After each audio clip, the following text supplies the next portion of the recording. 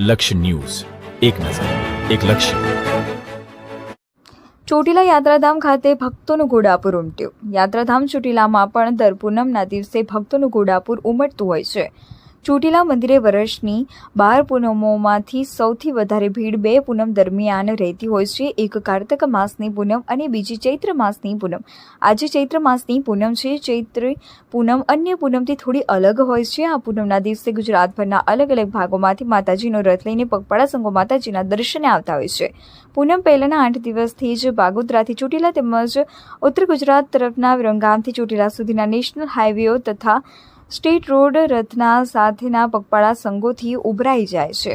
ચોટીલા ડુંગર તળેટીનો રોડ ચૈત્રી પૂનમના આગલા દિવસથી 24 કલાક સુધી પગપાળા સંઘો અને યાત્રાળુઓથી ધમધમતો રહ્યો હતો.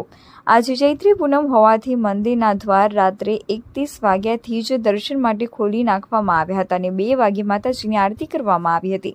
આ બાબતે મંદિર મહંત પરિવારના મનસુખગીરી ગોસાઈએ જણાવ્યું હતું કે હવે થોડી સરકારી કાર્યવાહી બાકી રહી છે. તે પૂર્ણ થતાં જ નજીકના સમયમાં જ આ સિસ્ટમનું કાર્ય પૂરજોશમાં શરૂ થઈ જશે. તેમણે યાત્રાળુઓને જણાવ્યું હતું કે મને પૂર્ણ વિશ્વાસ છે કે ચામુંડા માતાજીની કૃપાથી આવતી ચૈત્રી પૂનમ પહેલાં જ માત્ર 30 રૂપિયાના ટિકિટના દરવાળી આ સિસ્ટમ લાખો ભક્તજનો માટે શરૂ થઈ જશે.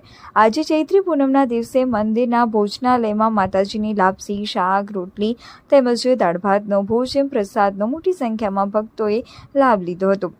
ચોટીલા પોલીસ દ્વારા પણ ટ્રાફિકની સમસ્યા ઊભી ના થાય તેમજ યાત્રાળુઓને કોઈ અવગણતા ન પડે તે માટે હાઈવે, તળેટી તેમજ ડુંગર પર સઘન પોલીસ બંદોબસ્ત રાખવામાં આવ્યો હતો.